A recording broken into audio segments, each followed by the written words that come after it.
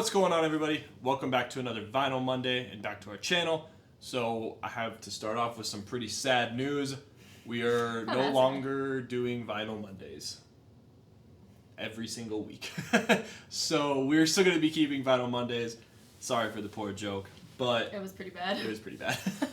But we're going to be doing a lot of other stuff on this channel, and due to the fact that we're both working and we're both musicians as well, just crunching in these videos is going to be rough every week. That being said, we are going to be putting out some covers and stuff that's just going to be really fucking awesome. Yee. Just expanding the channel, you know, we have a lot of good plans. Yeah. So yeah, let's dive into this. So we're going to be covering a band. Have we covered them before?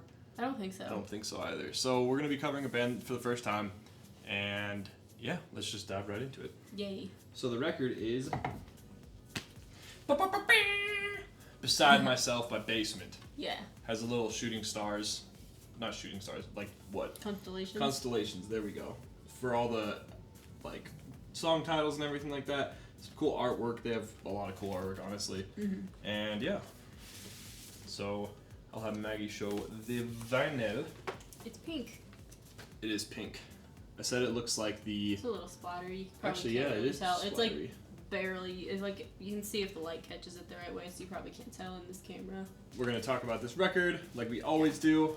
We got this one at their show in Seattle. In Seattle. So we've seen them a couple times. Oh, and it has this little thing in there. Just cool stuff about the cool pictures of the band members and just the lyric sheet on the back with some more pictures. So, yeah, so we got this in Seattle, which is pretty fucking cool. It's the second time we saw them, because the first time we saw them was in Colorado. Yeah. Way back in, what, 2016 or 17? 16. 16? Okay, well, cool. It was when we lived here, so it must have been 2016. Here in Denver, I mean. So do we want to start with favorites and least favorites again? Yeah, we can start with favorites and least favorites, yeah. I feel like that's a solid way to start. Let's start with least favorites, because I just want to get this over with. With least favorites? Yeah. Okay. What were your least favorites? So, thinking about this record, I was going into it like, fuck yeah, there's so many good songs I want to talk about on this, and they were all on the other record, Promise Everything. Yeah, like Aqua Sun and Brothers Keeper, and then it started off with Disconnect, and I was like, this is not Promise Everything. So, my least favorites I had, there were a few for sure, but what I narrowed it down to was Changing Lanes, Keepsake, and then Right Here. I don't know, like they just kind of felt like Changing Lanes. It's a short little song. Yeah, there's there's nothing wrong with it being short. I feel like it's an homage. An homage.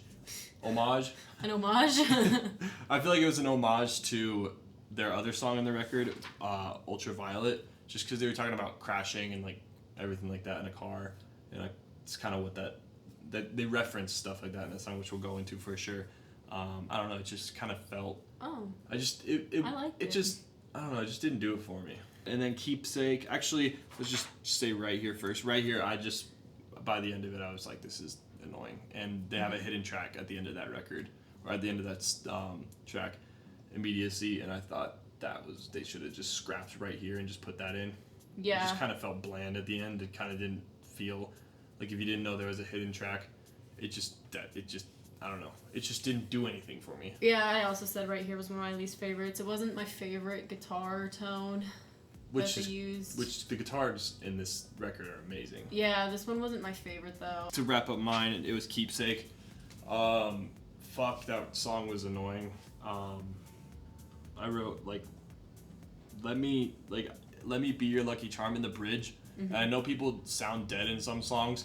I mean, irony, I kind of sound dead in that song, but that's like the feel of it. But when he was singing, let me be your luck, it's like, it literally felt, it didn't feel like anything. I was like, what is he doing right here? And I just felt like the verses dragged and the chorus was pretty lackluster. Yeah. Because how they write songs is very short choruses or very short verses, and their choruses are amazing. Mm-hmm. And I just felt like that it just didn't do it for me. Yeah, I didn't like that song very much either. I also put that in my least favorites. Nice, we had 2 for 2 or 2 for 3. I feel like the intro was just like a little too polished, and it didn't really match the rest of the song. And that being said, I liked the last chorus because the drums kicked in really hard and it sounded really cool. But, like, the transitions from the verses to the chorus were really awkward. Like, the chorus didn't really fit in the rest of the song, and the intro didn't fit with the rest of the song. Like, it felt like 3 or 4 different songs all kind of, like, pieced together, and the transitions were all a little awkward. My other least favorite, I said, was Just a Life, and the only reason I said that is because I wanted it to be heavier, and it was a little draggy for me. Like, it felt like a really long song, and I just wanted more out of it. Which is how I felt about a couple other songs, but I feel like the other ones had more, like, redeeming factors than this one, and this one just kind of, like, the right here. It just didn't really do anything for me, really. Alright, then what were your top 3 favorites? My top 3 favorites, which I'm way more excited to talk about, because there's... Fuck, I forgot to narrow it down! Oh, no. Oops. Fuck. Okay, what were your 3? Maybe I'll try to Because I accidentally wrote down 7, and I forgot to narrow it down. The whole rest of the record. So Literally. my top 3 were Disconnect, Ultraviolet, and it's funny because Just a Life. Oh, damn. That's why I didn't really want to talk when you were talking, because I was like, that's funny, because that's actually one of my favorites. Oops. Why did you like that song? So I like that song because I liked that it was draggy and everything like that, because the lyrics match it perfectly. Okay. It's literally talking about, should I even be alive? Like, what's the point kind of thing? And yeah, that's but not in why... like an emo. No, not in an emo way, like these scene kids. Yeah, no, it's not like that. I used to be a scene scene kid, so I can Ugh. I can vouch. Yeah. But like not like that where it's like, oh my god, I'm emo. It's just like literally contemplating life and like what the fuck is the point? Yeah. And I felt like that's why the dragginess of it kind of fit, and that's why it sounded, why they made it sound like that and kind of drone on, is because that was the kind of the theme of that song. We did both put Disconnect and Ultraviolet on there. I mean, come on. Disconnect slaps. I was so excited when they put that song out. Oh my god. I listened to it so much. It's such a way to so fucking start a with it. record, dude. Yeah, it was That's a great such way to start a record. Dude, the bass and drum combo in the second verse. Yeah, they're sick. The rhythm section sounds amazing. Man, it just sounded so good. Yeah, that song is really good, and it's just like, I don't know, like the lyrics are really simple, but his delivery is great. He really pulls it off really well. Mm-hmm. I don't know, it's nice. It just slaps. It's catchy. The music is solid. The guitar tone is really cool. I like it a lot. Yeah. And yeah, the lyrics are really good. They're just kind of about wondering if it's too late for you or not. Yeah, like the prodigal son. Yeah. So, Ultraviolet, yeah, that song. First, I thought it was about a suicide or something like that, because it's like talking about driving a car into people off the road, and I was like, damn, this is a fucking super depressing song. Yeah. It's really fucked up. They nailed the delivery. The lyrics were twisted, and then you told me what it was about because I didn't know about that, and I was like, holy shit. That's why it was really so twisted. It's really haunting and beautiful, and yeah, you're right, twisted. But one thing I like about a lot of basement lyrics is they're very like show. So like it's like weird because they're super simple, but they're like cryptic enough to not really like tell you straight up what's going on. So you kind of have to figure it out. But it's not like brand new lyrics where they're all like metaphorical and weird. Like they're really, really simple. Yeah. But you still have to kind of decode it, which I think is a really cool thing that I have never heard another band pull off. Yeah. That I can think of. And the song is about, I'll let you say it. Oh, the song is about the terrorist attack in 2017 on the bridge in London. Yeah, I mean, they're chaps from the UK, so that was probably very close to home for them. Yeah.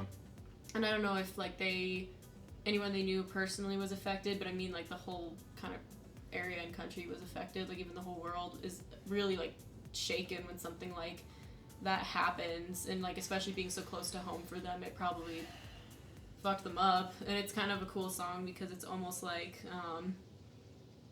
it kind of sounds just like something tragic happened, and this is the main character of the song, I guess, trying to cope with the tragic thing that happened. Yeah, it's a pretty heavy song to listen to. It's really good. It's one of their best songs I've ever written. Oh yeah, I completely agree. It's a great fucking song. Yeah.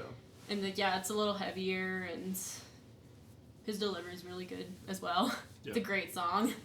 That was also one of my favorites. Yep. So, overall, what did you think about the record? If I have to narrow it down, do I pick New Coast? You didn't have another. New Coast, Stigmata, or Be Here Now? I'm gonna go with New Coast for my other favorite. Nice. Which is hard because for all my favorites, I wrote Disconnect, Nothing Left, Ultraviolet, New Coast, Stigmata, Be Here Now, and Reason for Breathing. I put Reason for Breathing too. I put that as an honorable such mention. good songs. I think I'm gonna go with New Coast just because I like songs that sound really happy but are not happy, and that one sounds really happy. Fall Out Boy song. Yes. This whole album I kind of think gives this vibe, but this one just captures it the best. It's just kind of about like living your life and not really knowing like who you are, where you fit in, what your place in the world is, what your purpose in life is, and just kind of you feel like you just exist and you just are. I wrote Be Here Now, and then Reason for Breathing also is like an honorable mention. I felt the same thing as like one. The days are kind of just passing you by, just like kind of coasting through life. Yeah. And just, again, that's the reason why I like Just Alive, because he contemplates being alive, and I feel like it just fits like with what he was talking about and the rest of the record, what the band wanted to portray. Yeah, and they did a great job, because I mean, like, I feel like most people feel that way. Absolutely. So it's kind of cool to hear it like encapsulated in songs and like be able to feel it along, and relate to it, because I feel like that's just a problem like a lot of people have. Like, it's just kind of like existential dread, I guess. Yep. I know I do. So what did you think? Because I said, what did you think, but I forgot you didn't even say your third one. What do you think overall about the record? What I thought overall is I like this record a lot. I think there's more good songs than there are bad songs. I'd agree. I think a majority of it's good. Like I said, I picked 7 to be in my top, 7 out of 12, so I mean... It's more than half. And then 3 were bad, so 2 were meh. So that is more than half. We already kind of talked about like the theme of the album and what encapsulated it and why we like it, but one thing I liked about this album and kind of like Basement in general is they give off just kind of the vibe of like sadness, emptiness, hopelessness, longing, but without seeming like whiny or like sad white boy with acoustic guitar kind of comes off, you know what I mean? Yep. Like, I don't know, it's just they kind of present it as, and they also don't do the thing where they're like, I'm tragic and sad and emo and it's so cool and so edgy, because a lot of bands also do that, which is equally annoying. Some bands definitely, they act like they're the only ones that ever have experienced any kind of suffering or whatever. But I also like that they kind of don't glorify it. It's just sort of a like, this is a thing that people feel and it's a part of life, and it's not beautiful and it's not tragic, it just is. Yeah. And that's kind of like it's a hard thing to like come to grips with, especially when you're young. It's just that's life. So that's kind of how I felt too. I mean, the record's called Beside Myself, so like it kind of fits the theme of just literally you feel like you're just staring beside yourself. You feel like you're beside yourself. You're like looking in, kind of just outside on the patio looking in at your life. But overall, instrumentally, I thought the album was great. Yeah. Like Stigmata, Reason for Breathing. Stigmata's such a good song. They nail it. The rhythm section nails it. The guitars, they nail it as well. His vocals is the thing where I have an issue, and we talked about this, and I don't know if it's because they're signed to a major label now. Oh, yeah. Or whatnot, but I felt like he could have portrayed some songs better if he went back to using more aggression. Like we talked about it in Slip Away after we listened to the record. Because what we do is we listen to the record like actually on the vinyl with speakers and everything and take it in. And that's kind of what we talked about when it was over, that in Slip Away he could have used that harshness of his voice a lot more to express certain emotions. But I felt like instead he went to just, I don't know, like... That they used quite a lot in their old stuff. Just sounding dead. Yeah, like I said earlier, just... Which sometimes it works. It does. In a lot of cases it works, but I agree with you. One thing, like, I guess one con to this album is that, I'm not saying it's like, oh my god, it doesn't sound like their old stuff. Like, I wish it sounded like Promise Everything. However, like, and I'm not trying to say that, but, like, their other 2 records, Promise Everything and Color Me in Kindness, the 2 that came out before them, fucking solid-ass albums. Like, they're so good. And I wish that they had incorporated a little bit more of that sound into this album. And I don't know if that was them or because they got signed to Fueled by Ramen, and I don't know if, like, that changed anything. Because they didn't, like, sell out or go totally pop or lose their edge entirely. Yeah. So I don't know, like, how much influence that had, or, like, if that was the course they would have taken regardless. Like, we'll just never know. But I do wish that they had, used, like, more, like, shouting and screaming and grittier vocals and, like, their grungier sound. Especially, like, the grungy sound from Color Me with Kindness. I wish they had used that more. And, like, there was moments, because, yeah, like you said, like, in Slip Away, like, I think he used it a little tiny bit, and there was another song. He used it a little bit in, oh, wait, never mind. Nothing Left. He used some of his grittier vocals, and I would have liked to see that more throughout the album and not just, like, in little moments. So that was one thing that kind of left me frustrated with the album, was I wish it was heavier. I liked more songs than not, but even though I liked the songs, I felt like the delivery lacked in certain aspects, so I gave it a 3.5 out of 5. I also gave it a 3.5 out of 5. I was struggling between giving it a 4. Yeah. But the only reason I knocked it down half a point is because I, when I was doing the order the other day, I listened to Color Me in Kindness all the way through, and I was like, dude, what the fuck? this is a solid fucking album, and this album doesn't sound like that, and it's Yeah. not that it's a bad thing. Like, growing and changing your sound and evolving is totally awesome and totally cool. It's great. But I just kind of feel like they took directions I didn't like as much, and I wish they had gone more in the direction they were going, so I knocked it down half a point just because compared to their old stuff and how fucking banger and solid it is, I know they can do better. So they got deduced half a point. Well, even... But I still do love this record. Like I said, like I liked Yeah. more songs than I didn't, and there's a handful of songs on this. Like Disconnect, Ultraviolet, and Stigmata are like some of the best songs they've ever written. Absolutely. So there's some really fucking solid gems on Absolutely. this, which is why I don't think 3 is high enough, but I don't think it's quite a 4. I don't know. I just... Like, seeing them live, and I'm not saying a band live is anything to what their records are like, but they bring so much energy live. They're fucking high And dude. when they play these songs live, it's just... I don't know. Like, they have so much energy and so much grit. Yeah. And, like, why didn't that portray in the record? Because when they play these shows or these songs live, it shows. hard. You know what I mean? Yeah. So it's just... That's why I'm saying I don't know how much like the production team or the record label had to do with this. Like Yeah. I would have to maybe look into that more, and I just don't know. So maybe that was an aspect, because yeah, like you said, when they play these live, they go hype. Like, Yeah. dude, their fucking first show we went to in Denver, which was before this came out, but like that show Fun was story about crazy. that, actually. So it was a snowstorm. I drove down from Denver to Colorado Springs, which was about an hour away, just so we could drive up to the show. And we went to go see the show, and it was super awesome. It was my first show with you, right? Was that No. their first? No, it wasn't. Was it? I thought it was. No, we saw Neck Deep. Oh, we did. So it was our first No Barrier show with Maggie. Yes. So it was our first No Barrier show with Maggie, and I'm used to just stage diving and doing crazy shit, and Maggie stage dove and stuff, which was fucking awesome to see. And then I was standing next to her, and this chick tries to fucking, like, do a front flip or something off the stage, eats shit, and Like clocks rolls, me right in and the face. no, not even clocks, Like- straight fucking like her kicks Maggie in the face. Like her foot was just, super like, right hard, there. and everyone like looked, even the lead singer like looked. Yeah, because And you were like, we were like pressed up against the Yeah. stage. Like here's the And there was stage, no and we're barrier. like the fucking monitor is right there, and the lead singer is right there. So Yeah. we're like pressed up, and yeah, he kind of like looked down. I can't believe my nose wasn't bleeding. I And she can't hit believe- me so hard. Yeah, and I looked, and you I were was just kind you of were like, chill. holy shit. You were chill though. You're like, I'm good. It happens. If you get in like a rowdy crowd, you're probably Yeah. gonna get punched or kicked or It was a knocked pretty over at badass some moment point. though. Honestly. It was a good time, but yeah, that show went so hard. Yeah, that show is pretty fucking It was sick. so fun.